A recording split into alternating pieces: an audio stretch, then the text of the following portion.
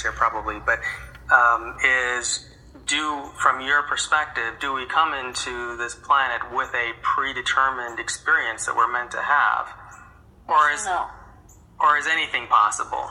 The answer is yes and no, because, so let's say you've got your non-physical consciousness, that which you truly are. We could call that, it's the eternal self, which really doesn't perceive itself as a self, but there has to be that consciousness present to then project forward the art piece that is you. You are a creation or an extension of it. But the crux is that it's basically like it's rolled the bowling ball down the alleyway, and that's what you call your life. But now that it has created a separate point of perspective, which is what a physical human embodiment is, that embodiment is now a thought that can think, and so it has free will. So we, as people, we need cognitive closure. We think we need cognitive closure. And so what we want is that definitive answer. We want it to be one or the other. We cannot really accept the fact that it's both, that we have an aspect of our life that is chosen, that we chose before we got here, and an aspect there where we're constantly choosing, based off of our free will and our focus, exactly what we line up with every second of the day. We have this open slate of potential. But oftentimes what I watch is that people don't step off the path of what they originally chose. Because you are no different than your higher self. It's not another person. It's you. So even the things that you could call fate were chosen by you. It's an aspect of free will, but larger free will than you have access to.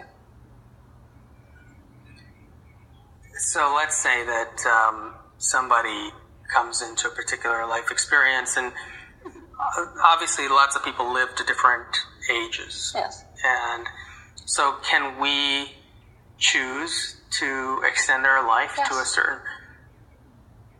So, and do we do that?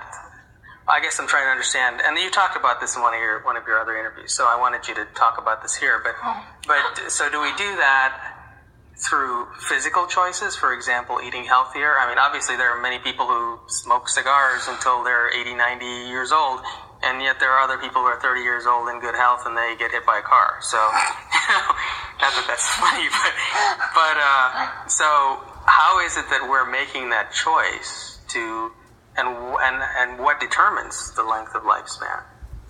What determines the length of lifespan is whether you're continually expanding in this time-space reality that you're living in.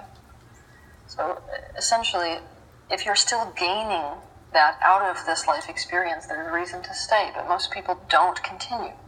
In fact, if you watch the average person, they go through a spike of expansion into their early 20s. Then they pick a job, usually. It's in tandem with these types of life choices. And they learn only those skills, and then they practice only those skills, and so they get into a rut. And then the universe tries to chuck in a midlife crisis, which is another attempt to try to get another learning curve, so there's more expansion, but rarely is it acted on. Usually somebody buys a car and then goes right back to doing the exact same things that they were doing. And so what you watch is a steady decline after that in the way that people are expanding. So if we were able to get expansion out of this reality and change careers enough, or change the variables within our career enough that we were getting expansion out of what we were doing, we would continue to live here. But obviously the freshness of the new perspective of coming into another life calls us forward quite often, because we exhaust the amount that we can learn in one embodiment from one perspective.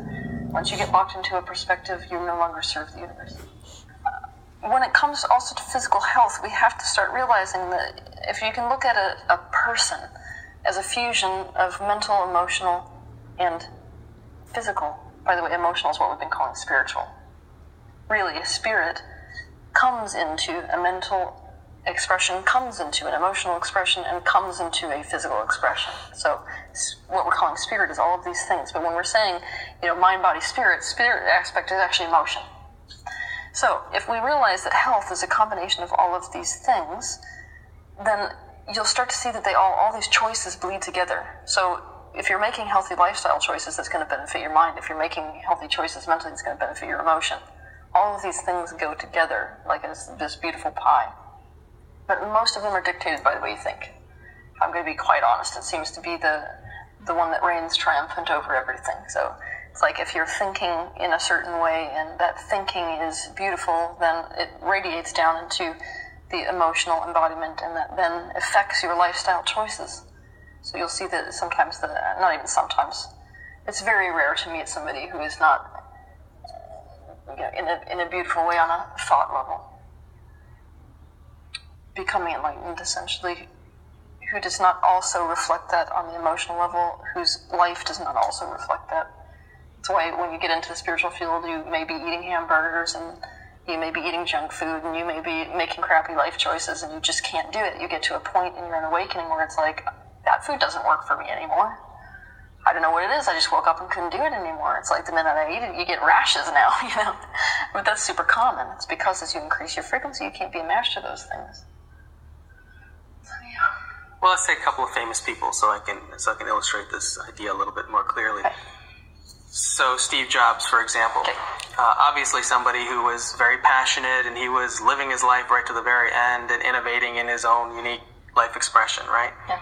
And yet he died. And Walt Disney, for example, another example, lived a very similar life. Passionate and doing all kinds of things right to the very end. And neither of them really felt like they were done. Yeah.